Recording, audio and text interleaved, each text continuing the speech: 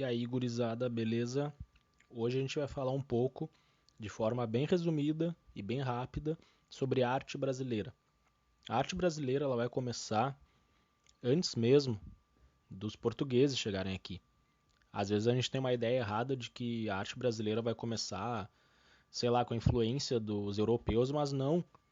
A gente vai começar com a arte rupestre, que é aquela arte dos homens das cavernas, que vai rolar no Brasil aqui também, tem aqui sim.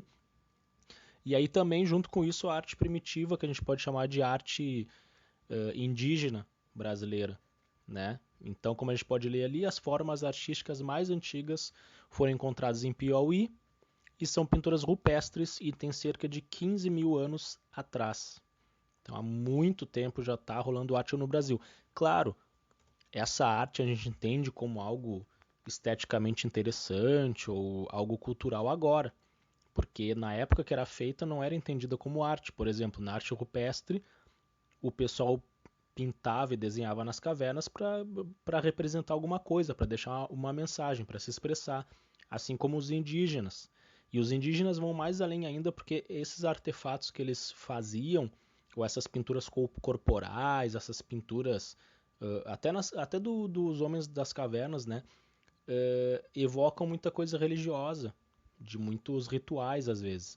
Então a gente pode ver que é uma imagem de uma jarra que para nós a gente até pode entender como algo artístico, porque tem um desenho ali, né, tem uma pintura e tal, tem uma forma esteticamente mais interessante, mas é apenas uma jarra.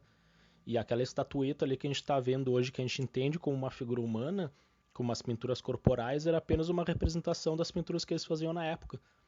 Então essa ideia de arte a gente que vai entender como arte agora, mas para essas tribos é apenas um artefato comum do dia a dia deles, tá? Aí depois, claro, vai rolar em 1500 a colonização, como a gente sabe. Os portugueses vêm, aí vem também os franceses, os italianos, os holandeses, todo mundo quer um pedacinho, né, dessa terra chamada Brasil. E aí esse período de 1500 a 1822 a gente pode chamar de arte colonial brasileira, que o Brasil é colônia. E aí sim, depois da chegada dos portugueses, vai ter bastante influência europeia, muita coisa jogada a goela abaixo, né, aos brasileiros. E aí a arte brasileira vai ter essa influência europeia. Aí a primeira estilo europeu que chega aqui é o barroco, que vai rolar lá na Europa em 1600 e chega no Brasil em 1700 mais ou menos. Bom, aqui a gente vai ter um prédio que ainda está de pé, lá em São Paulo. Inclusive tem vários prédios nas grandes cidades brasileiras, nos centros, que tem muita influência barroca.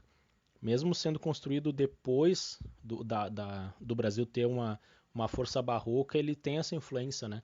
Então esse prédio a gente pode ver que é no pátio de um colégio em São Paulo, e aí ele tem essa telha mais arredondada, que é bem típica do estilo barroco brasileiro, as paredes claras e as aberturas em azul escuro. Aparece muito em novela de época, assim, que quer retratar uma coisa mais antiga, vai aparecer muito esse estilo desses prédios.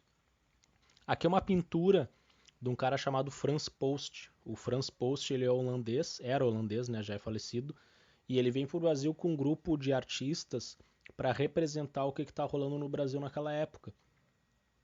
Seria muito mais fácil tirar foto, sim, concordo, só que não tinha foto na época.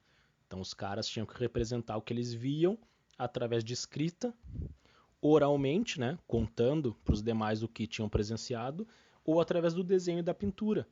Então aqui o Franz Post ele vai representar uma paisagem brasileira com uma casa em construção, é o nome dessa obra. A gente pode ver que ao fundo tem uma casa sendo construída, e aí essa galera que está construindo a casa está no meio da pintura, que é composta predominantemente por pessoas negras, né, que são os escravos. Então eu estou ali trabalhando e construindo essa casa que provavelmente não vai ser para eles morar, e sim para o senhor, né, para o senhor branco. E aí a gente pode ver o cenário com muitas espécies de arbustos, de plantas diferentes, grandes, pequenas, tons de verdes diferentes. Então o artista tenta enfatizar isso, a riqueza da fauna e flora brasileira e o que é esse Brasil, como é que se sucede essas relações da sociedade da época. Aqui outra pintura do Franz Post também, chamada A Vista da Ilha de Itamaracá, mesmo esquema, ele tenta representar ali o cenário, né? O contexto, e aí tem essas pessoas trabalhando, colhendo algumas frutas ali, provavelmente, né? Tem uma bacia com frutas, e aí no centro a gente acredita que seja o patrão, porque ele está com um chapéu que os outros não usam, ele está com uma roupa diferente dos demais, que inclusive está só com calção branco, né? Os escravos ali trabalhando, então é bem clara essa diferença dessas, nem tanto classes sociais, né? Porque o escravo é visto como bem abaixo do senhor branco, né, nessa época. E aí outra pintura de outro holandês, o Albert Eickhout, Tartarugas Brasileiras. Então lembre que eu falei, os caras tentam representar também bastante a natureza e enfatizar coisas que não tem na Europa. Então essa tartaruga brasileira, o cara fica maravilhado e tenta representar ela da forma mais fiel possível. E a gente pode ver que essa pintura tem muito da influência renascentista lá da Europa que está rolando na época, uma coisa mais clássica, e é aquela pintura que a gente diz, bah, parece uma foto, né? É muito fiel à realidade.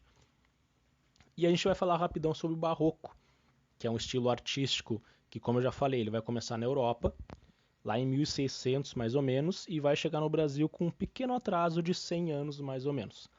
O Barroco está diretamente ligado à religião, e essa religião é a religião católica, que é o que manda lá na Europa na época, né?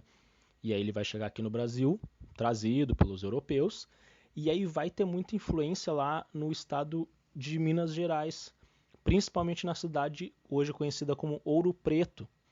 Por quê? Porque essa região tem muito ouro, tem muitas pedras preciosas, e aí os caras que estão vindo para cá querem, né, pegar isso aí e levar lá para a Europa, querem ficar rico. E eles se instalam lá e começam a construir casas e igrejas com uma forte influência barroca. E aí no Brasil a gente vai ter um cara chamado, de uma forma pejorativa, né, de Aleijadinho. Esse cara é um escultor brasileiro. E ele vai ter um pouco dessa influência barroca, mas ele faz uma coisa bem autoral. Que a gente pode ver aqui essas esculturas do Aleijadinho, Crucificação de Cristo. Essa obra ela é em tamanho natural, ou seja, se a gente parar do lado dela, ele tentou representar essas figuras humanas de um tamanho natural. E aí essas obras são encontradas, tem até hoje lá em Ouro Preto, né? Nessas igrejas e tal, que ele também ajudou a construir. E aí o Antônio Francisco de Lisboa é o cara entendido como Aleijadinho, que a gente vai falar mais sobre ele numa outra aula, até o porquê desse apelido. Aqui uma igreja em Recife, com uma forte influência barroca. Aqui uma obra do Aleijadinho, Subida do Calvário. A gente pode ver Jesus ali carregando uma cruz, e aí na volta algumas pessoas, né, alguns fiéis e tal.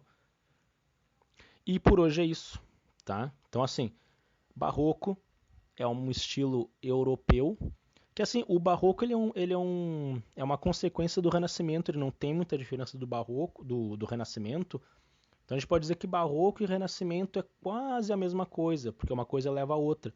Só que o barroco vai ter alguns detalhes, principalmente na arte brasileira, que é essa arte um pouco mais grotesca, né? Ela não tem um acabamento tão delicado quanto a arte mais clássica. Tanto que a gente pode ver o rosto de Jesus ali, ele tá meio estranho, né? Ele tá meio caricato. Ele tem as bochechas bem avermelhadas, ele tem o olho um pouco mais separado do que as esculturas e pinturas da época. Então é só uma coisa bem forte da obra do Aleijadinho. Tá? Então por hoje é isso. Num próximo vídeo a gente se detém mais esse cara aí, esse que pode se dizer um dos primeiros artistas brasileiros pós colonização, né? Que tem uma fama e é conhecido até hoje. Tá? Então tá, bons estudos, valeu!